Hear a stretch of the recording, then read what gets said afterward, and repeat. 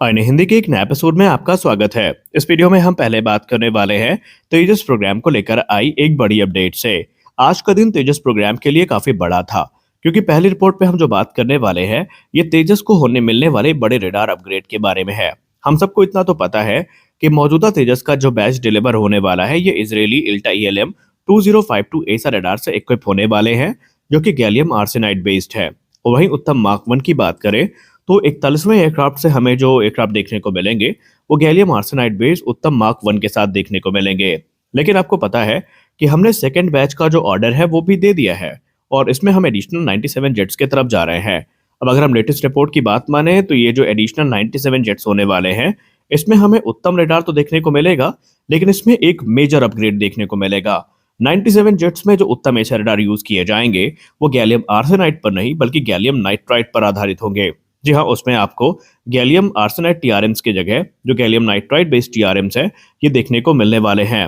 यानी ये radar system पुराने रेडार सिस्टम की तुलना में ज़्यादा ज़्यादा पावरफुल होंगे, क्योंकि अगर हम बेनिफिट की बात करें गैलियम नाइट्राइड टीआरएम्स की या रेडार की तो ये ज़्यादा पावर आउटपुट देते हैं, इनकी थर्मल एफिशिएंसी बेहतर होती है, इनमें विश्वसनीयता भी काफ़ी ज़्यादा होती है और ये बेहतर एंटी जैमिंग क्षमता देते हैं।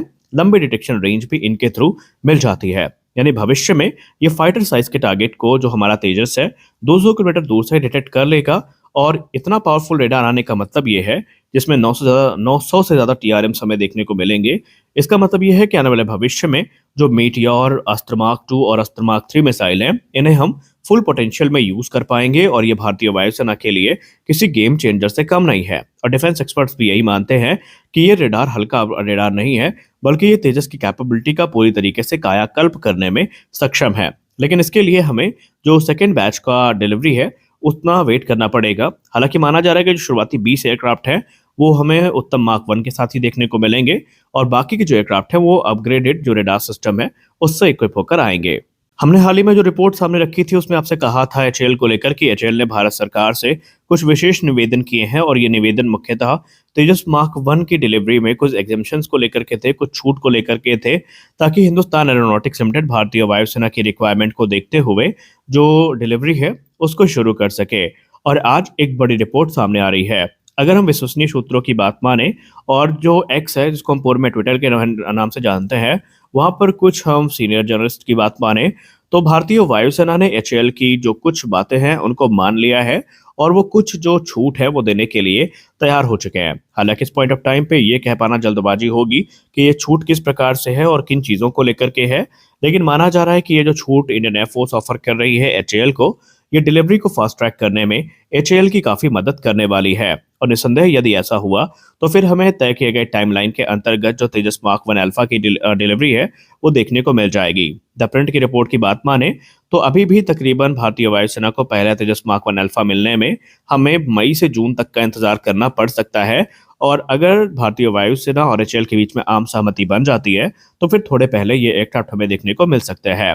हालांकि इसके पहले हमने जो एचएएल सीएमडी का बयान सुना था उसमें उन्होंने कहा था कि एयरक्राफ्ट बन के तैयार है, इंजन की डिलीवरी शुरू हो गई है, एयर टू एयर मिसाइल और एयर टू ग्राउंड मिसाइल के टेस्ट भी पूरे किए जा चुके हैं, लेकिन कुछ पर्टिकुलर सर्टिफिकेशन प्रोसेस है जो अभी अटके हुए हैं और वो पेंडिंग में है और वो अभी क्लियर नहीं हो पाए थे। इसीलिए उन्होंने इंडियन एयरफोर्स से कुछ छूट की मांग करी थी, लेकिन उस समय इंडियन एयरफोर्स ने ये कहते हुए मना कर दिया था कि वो अधूरा एयरक्राफ्ट एक्सेप्ट नहीं करेंगे जब तक कि एयरक्राफ्ट के सारे सर्टिफिकेशन पूरे नहीं हो जाते, वो पूरे तरीके से इंश्योर हो नहीं जाते कि एयरक्राफ्ट के सारे सिस्टम ऑप्टिमल कंडीशन में परफॉर्म कर रहे हैं, तब तक वो इसको नहीं लेंगे। तो अब देखना ये है कि ये जो छूट दी गई है इसका क्या इम्पैक्ट होता है और एचएएल को इसका क्या बेनिफिट मिलता है, और हमें पहला एयरक्राफ्ट डिलीवर होता कब तक दिखाई पड़ता है।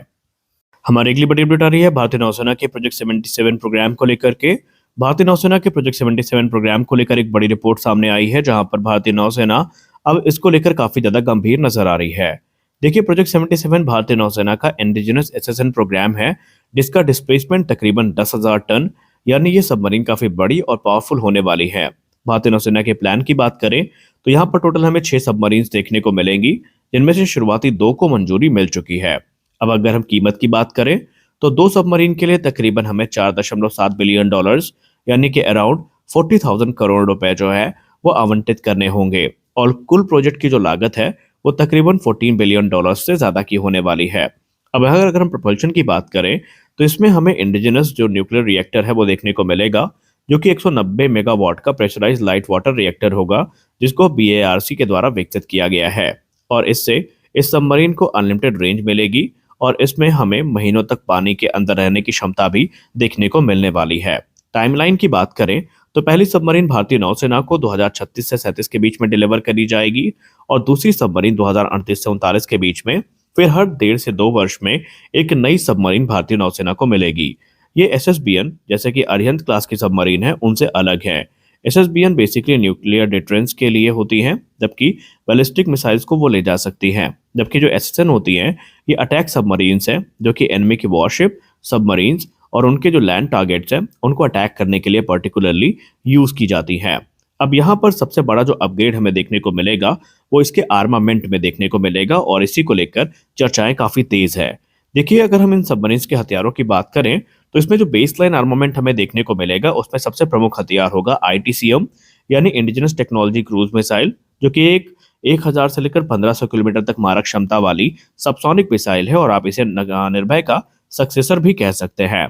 दूसरा हथियार इसमें जो देखने को मिलेगा वो ब्रह्मोस ER देखने को मिलेगा, जो कि एक सुपरसोनिक क्रूज मिसाइल है जिसकी रेंज 800 किलोमीटर के आसपास होने वाली है।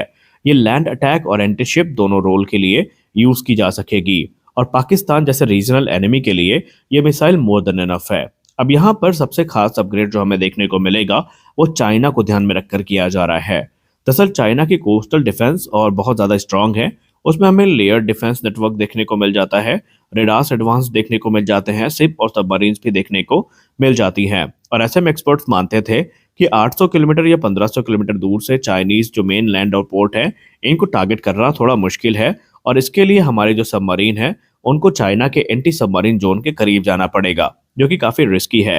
हालांकि इसी को ध्यान में रख करके एक बड़ा अपग्रेड हमें प्रोजेक्ट 77 सबमरीन्स में देखने को मिलेगा, क्योंकि अब फोकस केंद्रित हो रहा है hypersonic submarine launch cruise missile पर। रिपोर्ट बताती हैं कि जो hypersonic submarine launch cruise missile project 77 submarines के लिए प्लान की जा रही हैं, इनकी स्पीड मैक 5 से ज्यादा होगी। इनकी रेंज 1500 से लेकर 2500 किलोमीटर या कुछ रिपोर्ट तो 3000 किलोमीटर तक भी क्लेम करती हैं इनकी रेंज होने वाली है। इन्हें DRDO के तब से विकसित किया जा रहा है, जहां पर ब्रह्मोस एरोस्पेस की जो भूमिका है वो काफी महत्वपूर्ण होगी। रिपोर्ट्स इंगित करती हैं कि यह सबमरीन ब्रह्मोस 2 या फिर जो हमारी long range anti ship missile है उससे इंस्पायर्ड हो सकती है। इसके फायदे बहुत सारे हैं। सबसे खास बात तो यह है कि हाइपरसोनिक स्पीड पे ट्रैवल करने के चलते और एक्सट्रीमली मनरेबल होने के चलते इनको डिटेक्ट कर पाना, इंटरसेप्ट कर पाना चाइना के लिए भी काफी मुश्किल होगा। और ये सबमरीन जो है इनको सेफ स्टैंड ऑफ डिस्टेंस से ऑपरेट करने में मदद करेंगी। यानी कि चाइना के जो इनलैंड एसेट हैं उनको तो हम टारगेट कर ही पाएंगे, लेकिन सबसे खास बात यह है कि चाइना की हम सप्लाई चेन को भी इससे काट सकते हैं।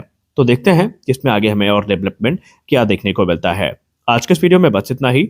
मिलते हैं अगले वीडियो में कुछ और अपडेट्स के साथ। तब तक के लिए जय हिंद।